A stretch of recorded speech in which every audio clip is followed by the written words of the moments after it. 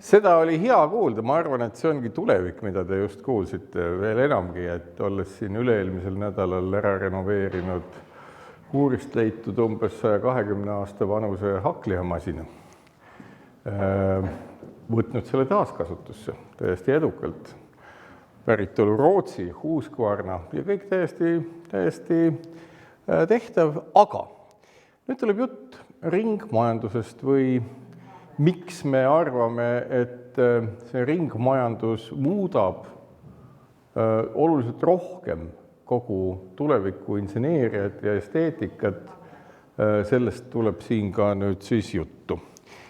Nii, midagi on siin, ma pean ütlema, et ma saan aru, et võib... Hiirega tegelikult saab. Hiirega saab paremini.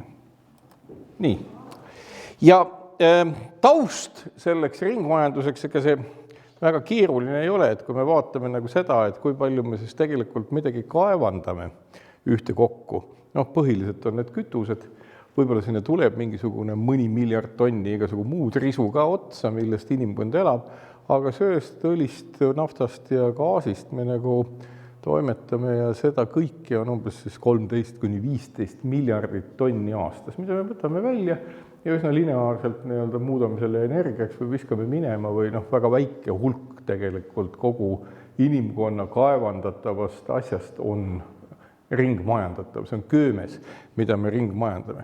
See on 35 miljonit tonni päevas ehk rohkem kui aastas Eestis kaevandatakse põlevkivi.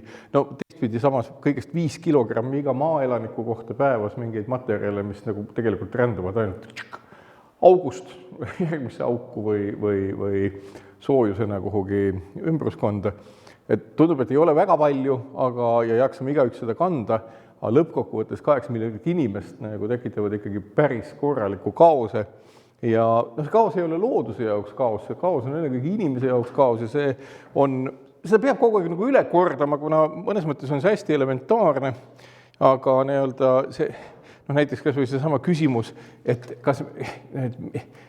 kuidas siis meie kliimamuutus nagu välja näeb, eks ole, 1800 kopikatega peale hakanud igakuised temperatuurid on siin siis nagu üles kirjutatud, kõigub ühtepidi, teistpidi, et oleme me ikka veendunud, et see kliima soojeneb, kogu aeg vaieldakse selle üle poliitiliselt ja nii edasi, et ei tea ikka väga täpselt ja mis kõik veel, aga paneme selle kaardi peale, ütleme juba teise ilmasõja lõpust, kõik asjad lähevad aina tõsisemaks, temperatuurid kuiti kasvavad, inimkonda tuleb juurde, seal oli umbes 2 miljardit inimest, 70, 80, 4 miljardit inimest, 5 miljardit ja kasvab ja lõpuks me saame selle pildi, mis on siis nagu faktiline pilt kliimamuutuse mõttes, maatemperatuuri mõttes, hetk veel ja siis NASA poolt tehtud infograafika nagu avab teile, et mis siis tegelikult maakeral toimub, et me ei saa öelda, et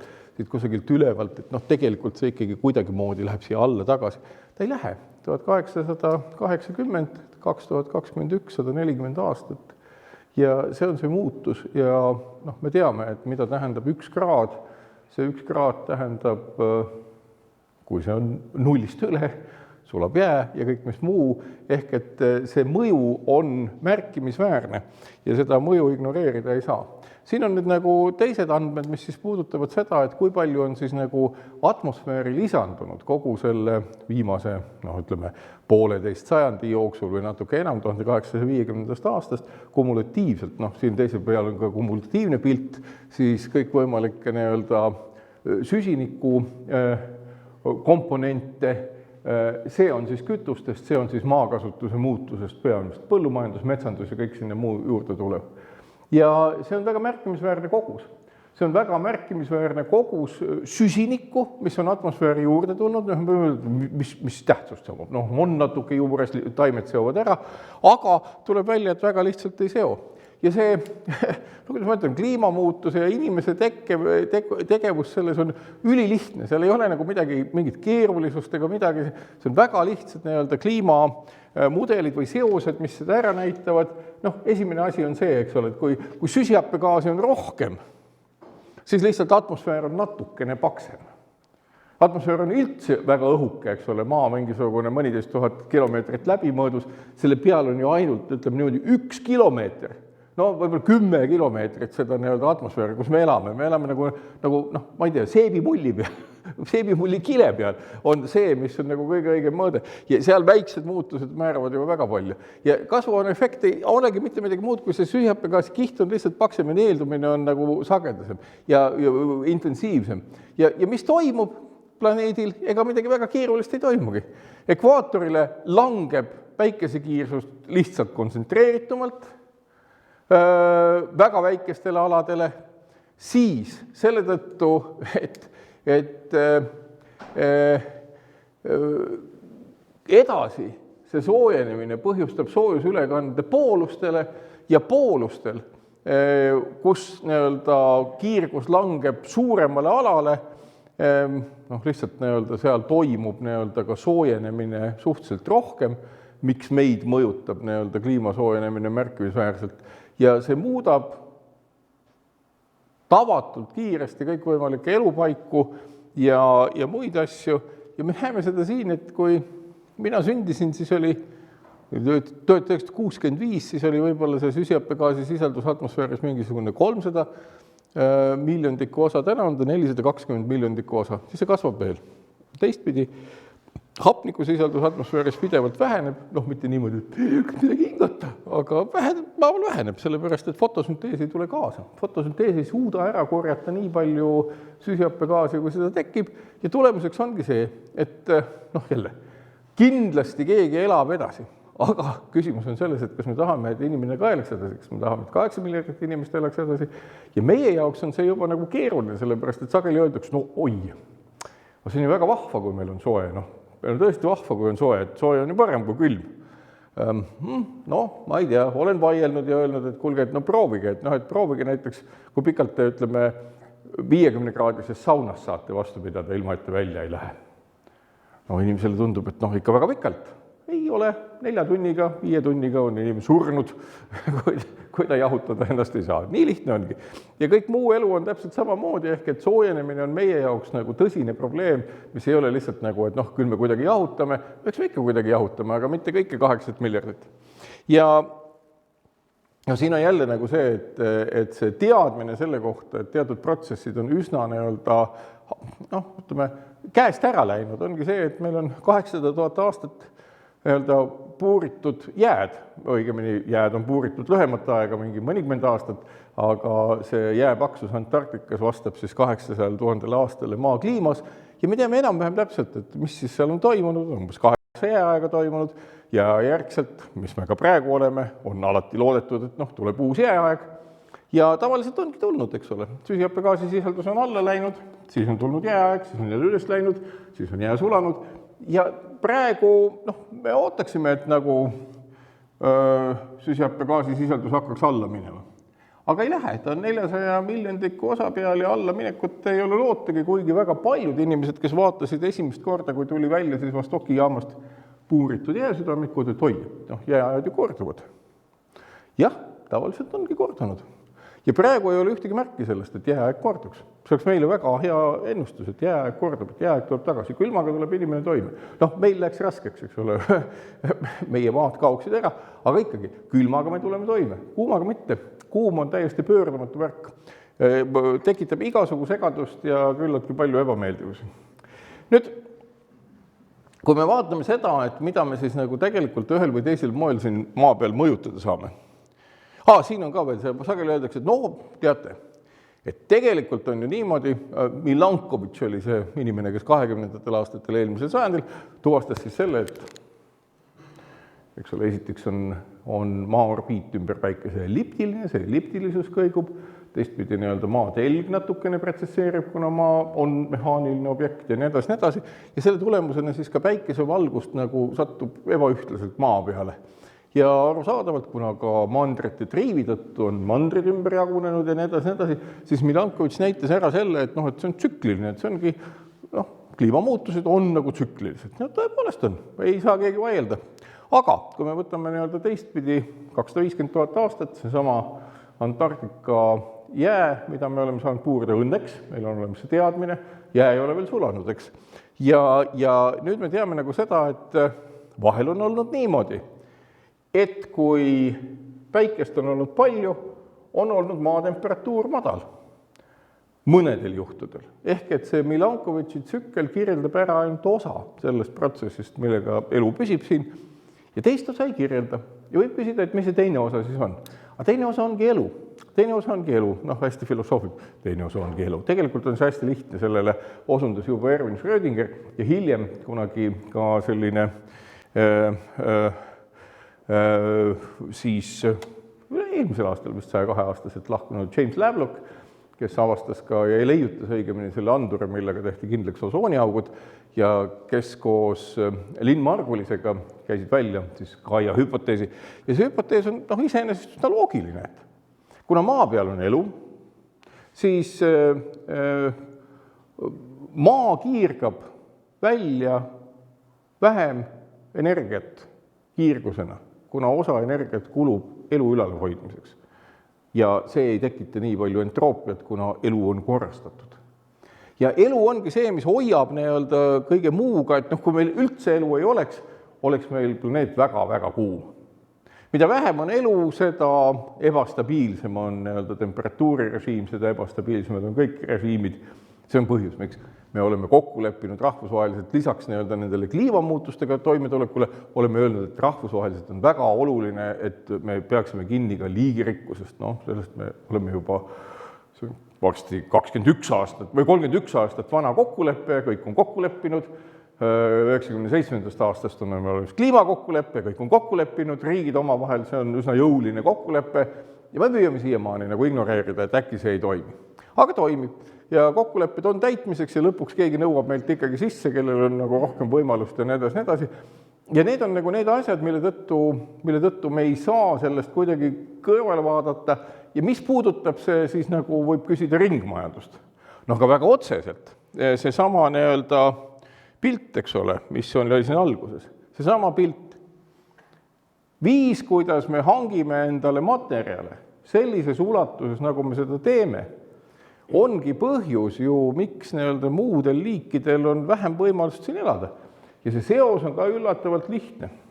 Meil on tänasel hetkel, ma näitan hiljem ka paremat pilti, aga põhimõtteliselt on niimoodi, et umbes 500 miljardit tonni on maa peal erinevaid elusorganisme, süsiniku miljardit tonni, 500 miljardit tonni. Nüüd maa all, juurtesfääris ja veel sügavamal on tõenäoliselt 2 või 3 korda rohkem. Me ei tea, kui palju. See on kõik elu. See on kõik elu.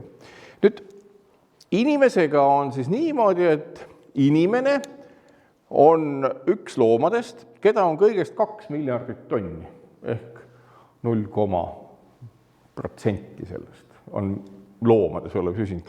Inimest ennast on ainult 60 miljonit tonni süsinikuga, mis me oleme. Meie oma vaimse tegevusega oleme ka suutelised tegema seda, et me saame kätte ühte kokku umbes 15 kuni 20 teravatti võimsuses energiat pidevalt, mida me kütame nende kütustega. Ja see energia ulatus on tegelikult, maa tuumavõimsus on umbes 50 teravatti. 20 teravatti sellest on tuumareaktsioonid, ülejäänud on sellest kunagi planeetide tekkest jäänud soojus, mis hajub läbi maapinna ja liigutab meie planeedi tektoonilisi osi. Inimene on sellega võrreldav täna. Ehk et iseenesest inimene on täna siin oma 60 miljoni tonni pluss siis teadmistega, informatsiooniga, ligipääsuga erinevatele ainetele ja ressurssidele, nagu enam-vähem niisugune nagu Linnatänaval kajakas, keda te olete ka ilmselt näinud, kes läheb ja lööb näiteks tuvi maha. Ja kõik ütleb, kajakas, lõi tuvi maha, miks ta seda tegi? Ta saab seda teha ja ta teeb seda. Ja inimene on täpselt samas situatsioonis, et kõik, mida me saame teha, me teeme seda. Üllatavalt ei pidurda seda tegevust väga paljud asjad. Ja nüüd ütleme, see, kuidas see 60 miljonit tonni inimest mõjutab tegelikult umbes 3 triljonit tonni reaalselt elusloodust. See on hämmastav. Sellepärast, et me saame kõigest aru. Me teame, kuidas teha nii, kuidas teha naa, kuidas teha kolmandat moodi, et meil oleks kasulik ja mugav. Ja me võime seda mitte teha, selles mõttes, et ega meil ei ole halb siis, kui me seda ei tee, aga me teeme seda. Mõnes mõttes natuke nagu kajaka moodi. Et seda mastaapi veel paremini ette kujutada, siis inimesed on oma 60 miljoni tonniga, vaat see kiht siin.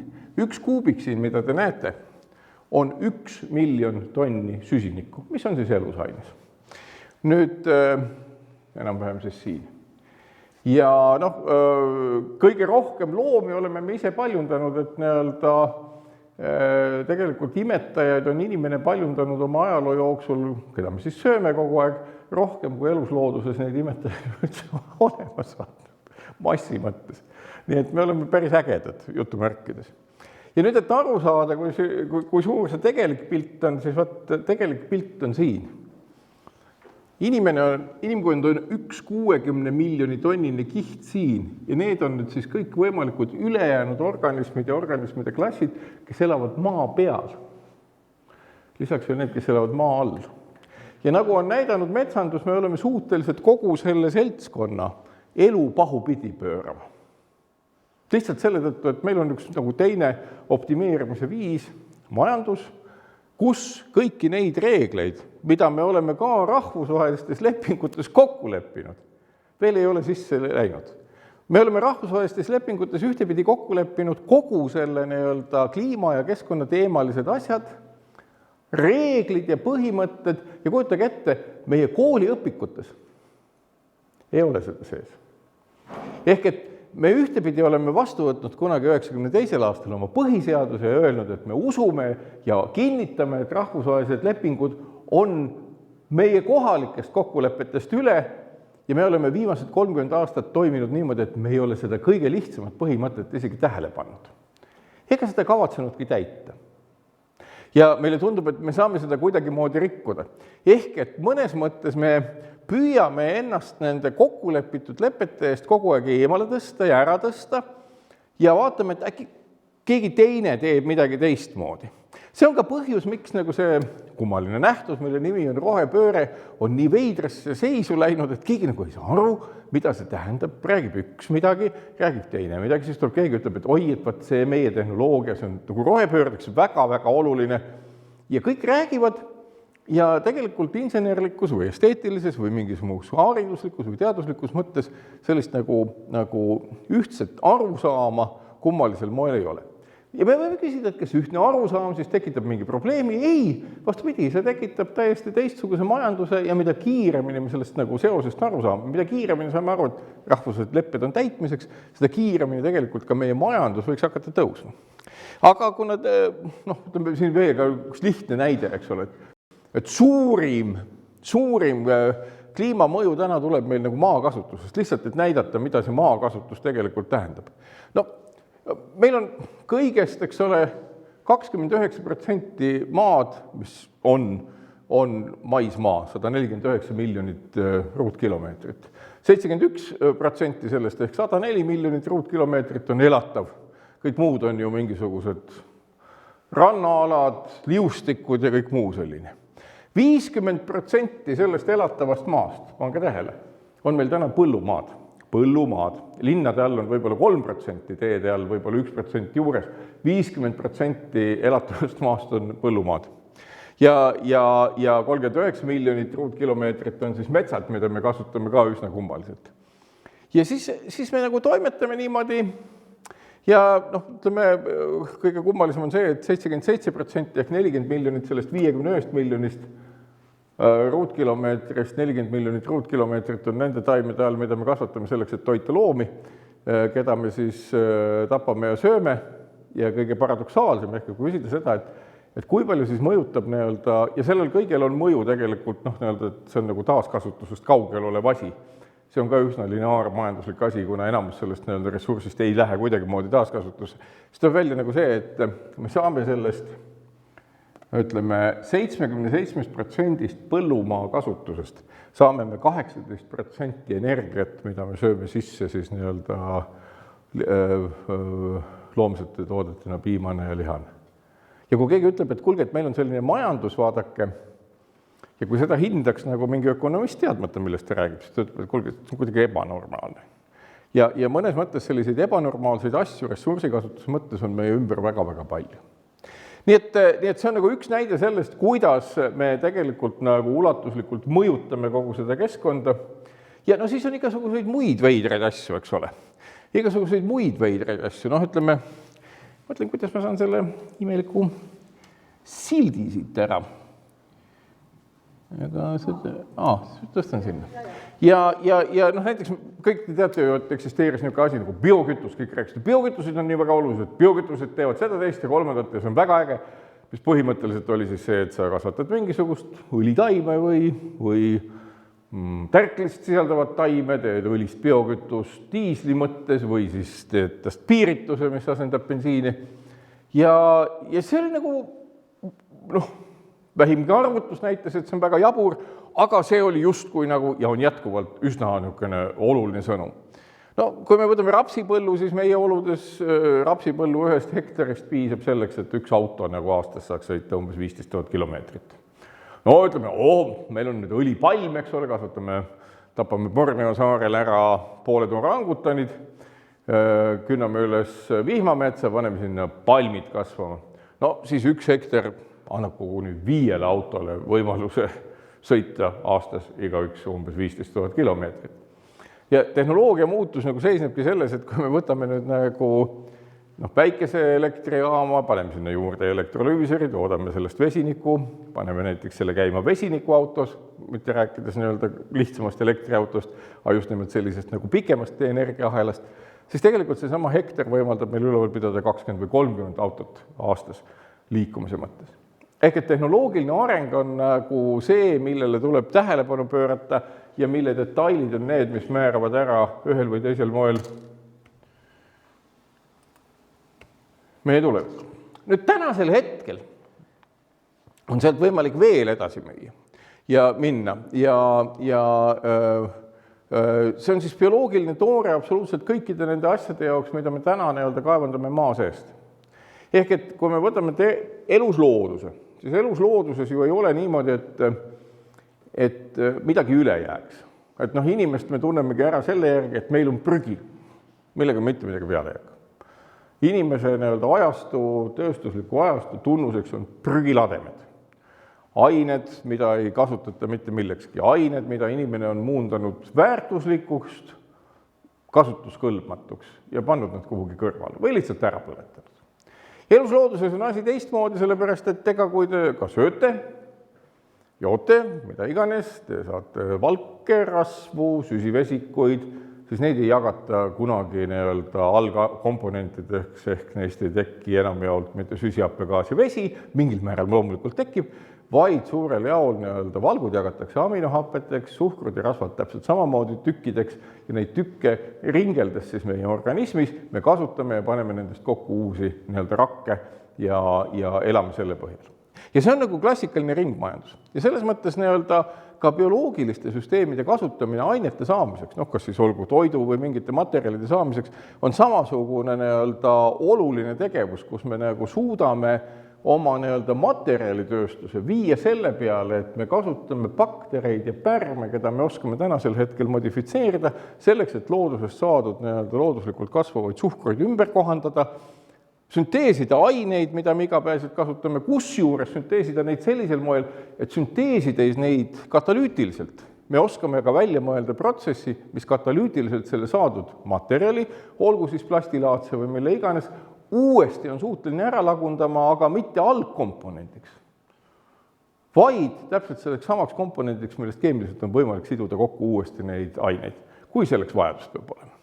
Nii et nagu see sama bioloogilise toorme ja geneetiliselt muundatud bakterite, pärmide, vetikate, mille iganes kasutamine selleks, et osa sellest materjali koormusest, mis täna on, kaevandatud materjalide peale, mille käik on alati lineaarne, võtta kasutusse samal moel, nagu toimuvad kõik elusrakud ja elusorganismid.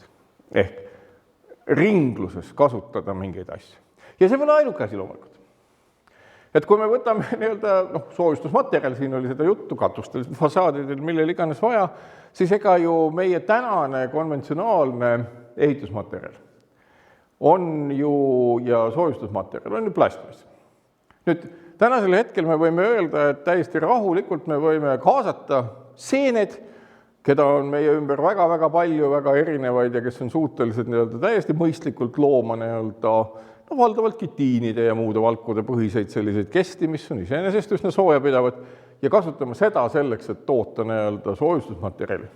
No, on kaks võimalust, eks ole, et on osa soojustusmaterjali, mis on nagu mitte taaskasutatavad või taaskasutatavad tohutu energiakuluga, olgu see mineraalvill või mis iganes, on soojustusmaterjalid, mida võib pika aja jooksul ääriveeri taaskasutada, mis on suletud pooridega sünteetilised materjalid, aga väga suure tõenäosusega, kuna soojustusmaterjal on regulaarselt vaja, eriti meil, kes me elame siin väga kõikuvas kliimas, siis tegelikult ma ennustan seda, et see, kuidas ringmajanduslik tegevus toimida saab, ongi see, et vähemalt soojustusmaterjalide osas me peame minema valdkonda, mis on mõnes mõttes täna väga uudne, aga iseenesest need samad seened on ju lagundatavad täpselt samal moel, nagu organismid üldse toimuvad, nagu jälle algkomponentidest, mida see sama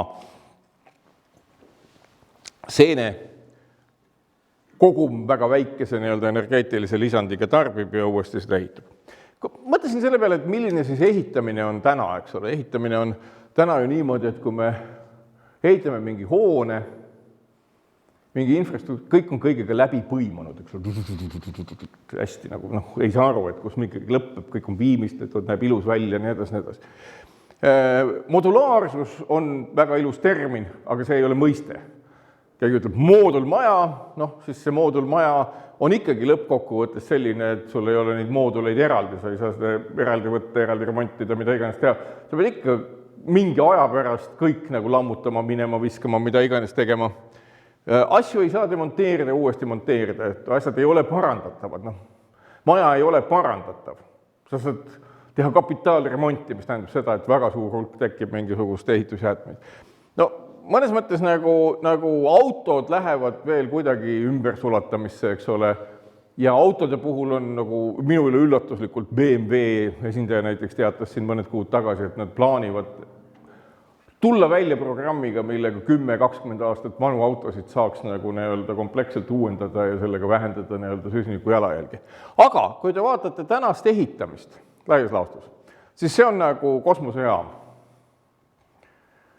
Tohutu energiakuluga lendab rakett orbiidile, seal pannakse kokku mingisugune suur süsteem, seal elatakse, seal sees on kõik väga keeruline, kuna seal ei saa muud moodi, sellepärast et õhukese seina taga on õhutühi ruum. Ja siis selle ainukene tagasituleku tee on täpselt samamoodi kukutada atmosfääris ja kõik põleb ära. Ehitiste inimese elukeskkonna tsükkel on umbes samasugune. Ehk et me elame tegelikult, mitte päris samasugune, aga väga lähedane sellele, me elame hoonetes, mida me ei saa sujuvalt remontida, kus läheb midagi katki, tekib mingi veeavarii, siis tuleb tohutult midagi ümber korraldada ja ümber ehitada ja nii edasi. Ma toon ka mõne näite hiljem, aga et tegelikult me oleme kaugenenud lihtsatest asjadest väga kaugele. Ja millised on need lihtsad asjad? Me võime öelda, et siin peaks vahel olema. Et me võime öelda, et kas me näeme aeg-ajalt moetööstuses niisuguseid röögatusi, et inimesele pihustatakse riided selga. Äge. Lahe on vaadata. Keegi on pihustanud siin ruumis endale riideid selga või kasutanud niisugust riietumisviisi? Loomulikult mitte. Sellepärast, et meie praktika on teistsugune, seda riiet ei saa ära võtta, seda riiet ei saa parandada, sellega ei ole mitte midagi teha. See on lihtsalt lahe fantaasia. Mõnes mõttes on ehitised ju samasugused, et ehitame maja valmis, siis hakkame sinna külge kleepima mingeid asju, mida me ei saa ära vahetada, mida me ei saa asendada, mida on võimalik lahti kiskuda, ära visata, aga mitte mingil moel asendada või remontida. Siin on sama lugu, eks ole, et talvel, kui on külm, keegi ei lase ju endale pähe montaaživahtu, et oleks soe. Pähe pannakse müts. Pähe pannakse kiht-kihilt mingid asjad, mida saab ära võtta, asendada ja nii edasi. See on see, mille poolest ehitised on läinud kõikide nende tehnoloogiliste võimalustega mõnes mõttes äärmustesse. Samas me teame seda, et riietus on alati funktsionaalne, kihiline. olgu siis kaitseväelasel, matkajal, kellel iganes, et me saame ju ehitada täpselt samal moel. Et me võtame midagi ära, see on katki läinud, parandame seda, paneme tagasi. See on nagu ringmajanduse kõige olulisem asi, et asi oleks parandatav. Kui asi on parandatav, siis ei ole vaja seda pidevalt ümber töödelda või teistuseks teha. Äärmisel juhul me võime seda loomulikult mingil hetkel ka teha. No toon Lennusadama lugu, mis on võib-olla teile tuttav. Arhitektid planeerisid Lennusadama katusele pihustatava soojustuse mitmes kihis, oli see 3 või 4 kihti, sinna pihustati seda, kõik oli väga äge, kõik tundus väga vahva. Kui kaua see vastu pidas, see oli mingi loetud aastaid, vist isegi mitte 10 aastat, kui kogu see asi oli läbi vettinud, katki, see tuli maha võtta, te nägite neid tellinguid, mis olid esteetiliselt väga huvitavad, aga tegelikult seal asendati see mõnes mõttes nagu juba natukene samm lähemal sellise parandatava katusega, kus soojustuskiht kinnitati, ma ei tea, kas tüüblitega või kuidagi moodi, et see on põhimõtteliselt äravõetav, põhimõtteliselt taaskasutatav, ma ei tea, kas see nii-öelda katusekate läks sinna peale liimitult või ka äravõetavalt, ka tüüblitega, ütled sa. Ühesõnaga, nagu esimene koht, kus nagu suures mastaabis on tehtud midagi, mida saab parandada ja mis on nii-öelda klassikalises mõttes nii-öelda erinev sellest nii-öelda kokku kleebitud asjast. Väga hea juhtum selles mõttes, et väga õpetlik sellepärast, et see, mida me ette kujutame, mis on hea, ei pruugi seda ammugi olla. Ja seda ma tahangi öelda, et kõik, mis on kleebitav, pihustatav, see on lahe. Aga see ei saa olla massehituse osa, sellepärast, et peame silmas, et kogu selline tegevus on lineaarmajanduslik tegevus, lineaartehnoloogiline tegevus, kogu selle asja nii-öelda väljund on prügimägi. Võib-olla katel, kus see põletatakse ära. Ja see on nagu esimene väljakutse inseneeria jaoks. No, võtame sõjatehnika, eks ole, kus masin on kallis, ropp kallis, no nagu nii kallis, eks ole.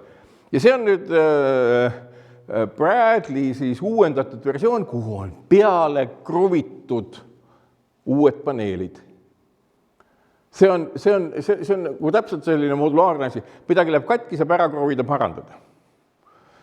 See on teine esteetika. Arhitekt ei saa öelda, et kõik sujuv ühetaoline, aga see on teine esteetika, see on teine inseneeria, millisel moel tuleb hakata mõtlema minu meelest elukeskkonna peale. No võtame lihtsa asja, eks ole, no see sama asi, et fassaadid või katused, siin oli juttu ka, nad peavad olema paratamatult eemaldatavad, nad peavad olema paratamatult funktsionaalsed, sellepärast, et me ei jaksa, kui me soovime inimeste elukvaliteeti jätkuvalt parandada ja heal tasemel hoida, me ei jaksa kõiki asju kokku kleepida, ära lammutada, kuna nad lähevad katki niikuinii.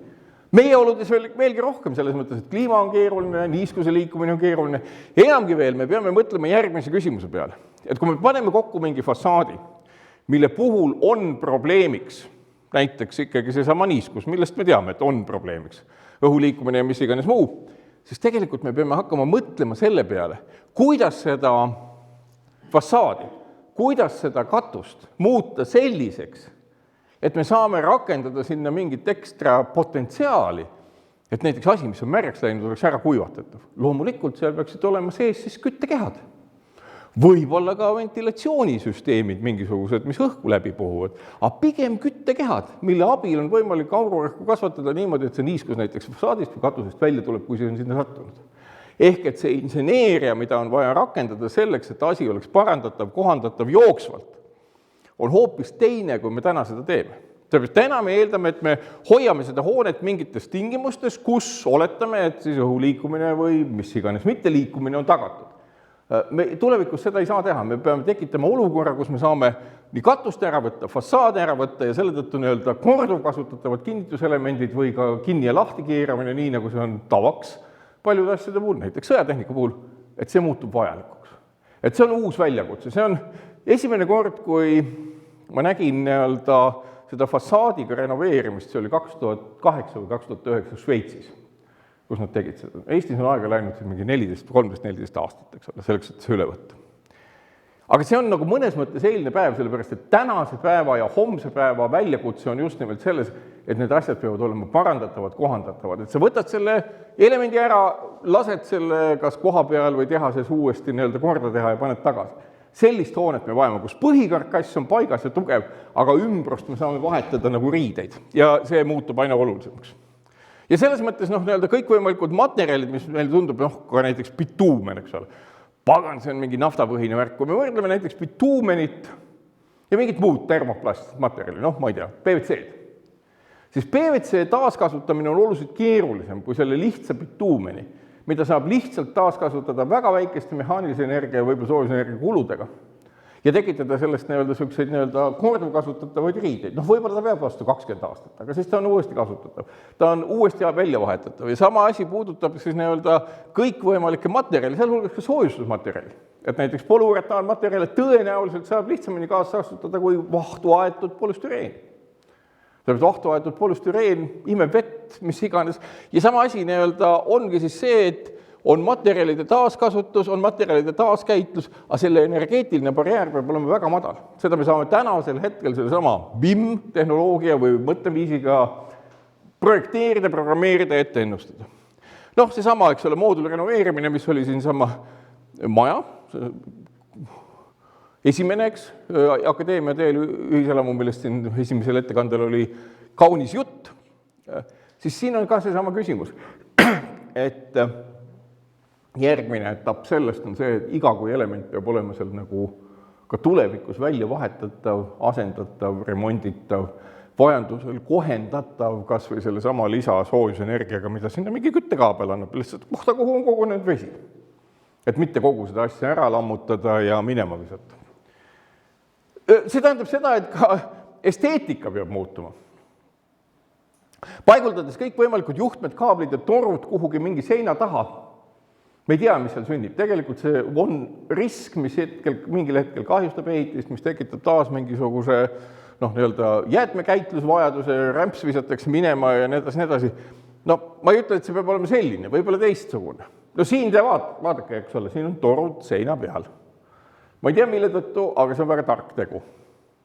Kõik funktsionaalsed asjad peaksid olema nähtavad. Ei pea varjama, sellepärast varjamine tekitab alati selle olukorra, kus mingi viga võib kasvada nii kaua, kuni siis mingi hallitus kasvab kusagilt ventilatsiooniluugist välja või midagi muud. Aga see on problemaatiline. See on problemaatiline ja see tegelikult tekitab jäätmekoormuse. Jällegi, et kui te mõtlete seda, et ilgelt lahe värk, et teil on WC, täitsa puhas värk, seina peal on nupp, eks ole. Nüüd, kui sellega midagi juhtub, lekib natuke või mis iganes, mis selle seina taga toimub? Te ei näe seda, võib-olla 10 aastat ei näe, võib-olla 20 aastat ei näe. Mingil hetkel hakkab laps mingit tõbe põdema ja siis, kui te lõpuks avastate selle, siis on sinna selle kahe seina vahele tekkinud näiteks mingi stahürotruse hallitus, mis on ülimalt toksiline või mis iganes. Ja selle tõttu hoidke asjad nähtavad, see on kõige väärtuslikum asi. Inimese tervise mõttes, materjalide kasutuse mõttes, te näete hetkeliselt, kui selline avalik WC-pott hakkab kusagilt lekkima. Te näete hetkeliselt, kui mingisugune juhe tõmbub kusagil mustaks. Te ei pea elama kosmosejaamas, mis on hoopis teine asi, eks ole, mis on ekstreemne ja mida ehitatakse pidevalt. Ehk et elu peab minema lihtsamaks ja see tähendab seda, et ka esteetika peab minema lihtsamaks ja tehnoloogiad peavad minema lihtsamaks ja see võimaldab meil lihtsamat taaskasutust.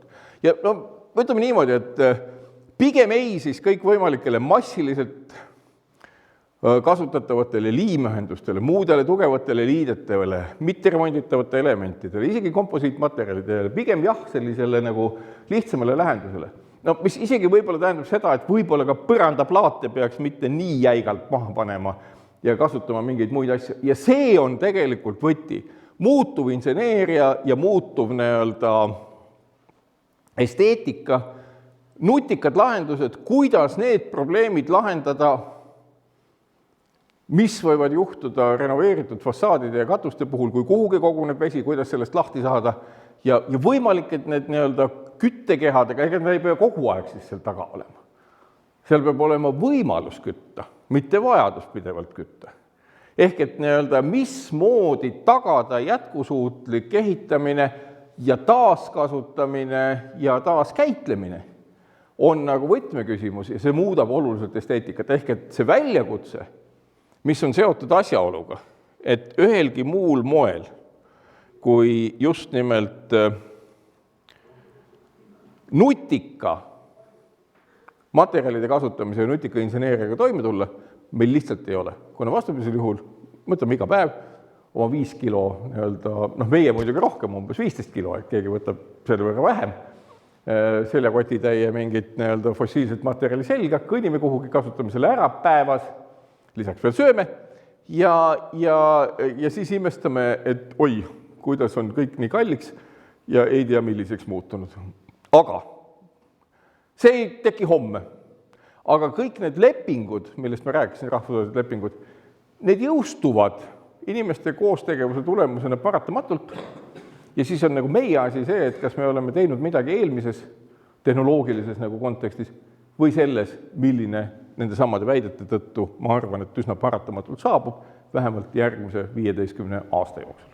Tänan!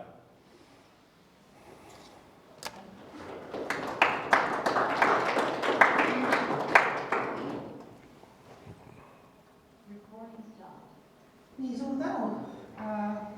Ma usun, et tagantjärele see selline elav esitlus tekitab palju mõtteid ja võib-olla siis paneb meid ka pisut teisiti käituma ja kuna me teame, et meil on siin ju uut valitsust ollakse moodustamas, et võib-olla mingisugune teistmoodi roheline mõtteviis hakkab ka kuskile sinna koalitsioonidokumentidesse jõudma ja võib-olla ka mingeid samme, kindlasti mitte kohe, aga vähemalt see mõtteviis võib-olla jõuab, ma ei tea, kuidas on teie usk. Mina ei oska öelda, mina tean tõsiasja, alati koguneb parlament või pannakse kokku uut valitsust, on inimestel põhjust hirmu tunda. Sellepärast, et iialgi ei tea, kuidas nad tõlgendavad ühte või teist kontseptsiooni, mida nad ise ka nagu tutvustavad. Nii et me peame olema ettevaatlikud, aga loomulikult tuleb nagu harida, õpetada, kirjutada, rääkida, vastata küsimustele. Et küsimus ongi nagu selles, et ega minu kogemus ütleb seda, et ega vägisi ei saa ju kedagi targaks teha, nagu me teame, et ega üldiselt haridussüsteem inimest ära ei riku, et inimene täpselt selline nagu on ka ennem ja pärast harimist ametlikult või mitteametlikult. Ehk et kui küsimusi ei ole, siis vastata on väga raske, ma arvan, et seda te olete kogenud ka, et kui kellelgi ei ole ühtegi küsimust, näiteks küsimus selle kohta, aga kuidas me peaksime näiteks järgmiste 10 aastate jooksul hooneid renoveerima või ehitama, et kui kõik teavad, kuidas seda tuleb teha, siis on see natuke ohtlik.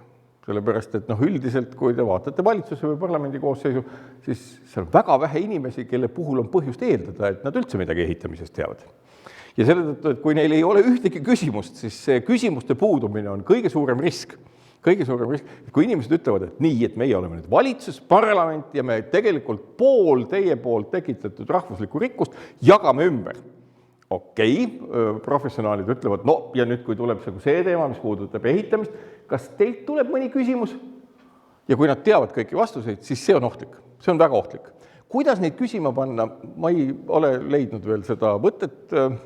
Ma ei tea, tavaliselt on niimoodi, et võib välja pakkuda näiteks preemia, suure rahalise preemia, kes esitab kõige nutikama küsimuse ehitusvaldkonnas, see parlamendiliige või valitsusliige saab näiteks 10 000 eurot. No võib-olla see nagu paneks neid küsima, aga jah, küsimuste puudumine on kõige ohtlikum. Nii et kui teie professionaalidena ei näe, et teilt inimesed, kes valdavalt ei ole professionaalid, sooviksid midagi küsida, siis see on ohtlik. Küsin. Palun.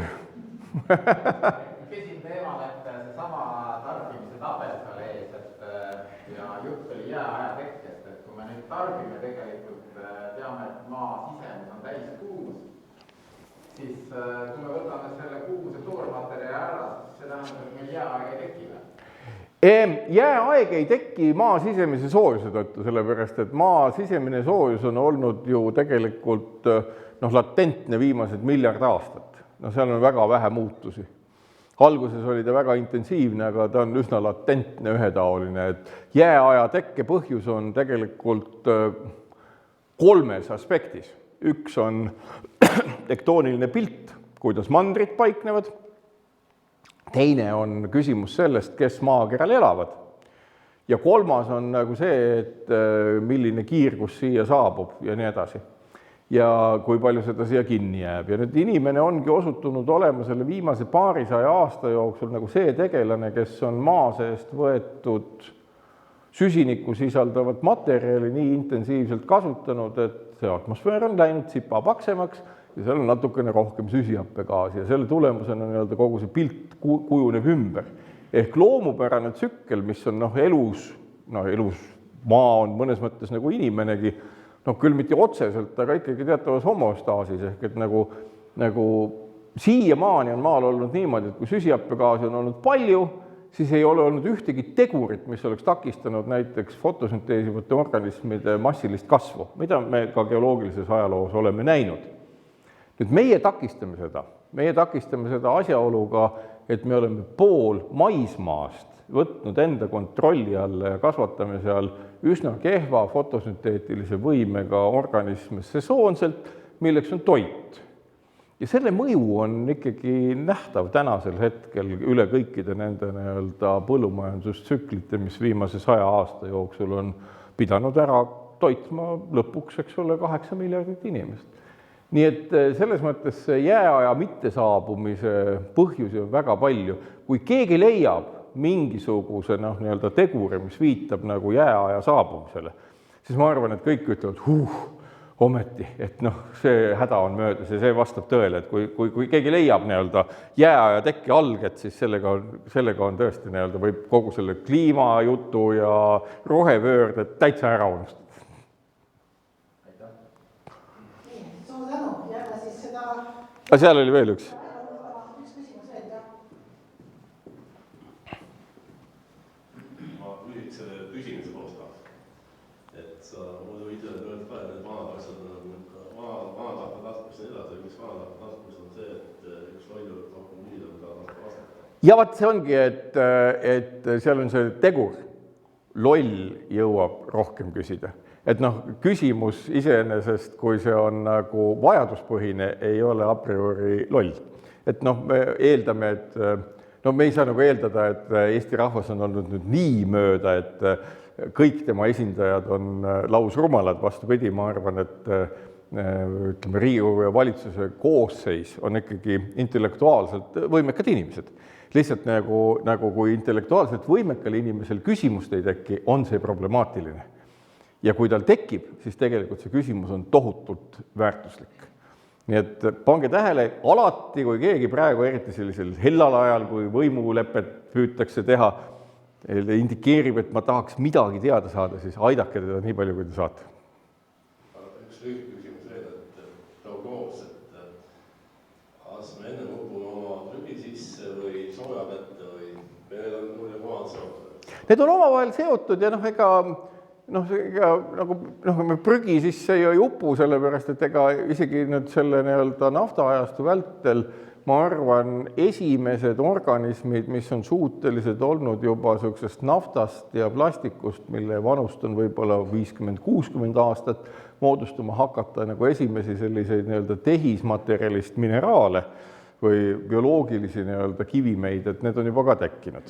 Täiesti eraldi bakteritüübid ja organismid, kes mätsivad kokku siis uuteks kivimiteks neid jääke, mis meil on, aga selle peale ei saa väga loota. Nii et ma ei tea, ma loodan, et inimene ei sure ära, et ikkagi mõistus ja võima, see sama asi, et mõelge selle peale, et mis on nagu õnneks seotud kõikide majandushädadega nagu ära kadunud, et mood enam ei vahetu 20 korda aastas.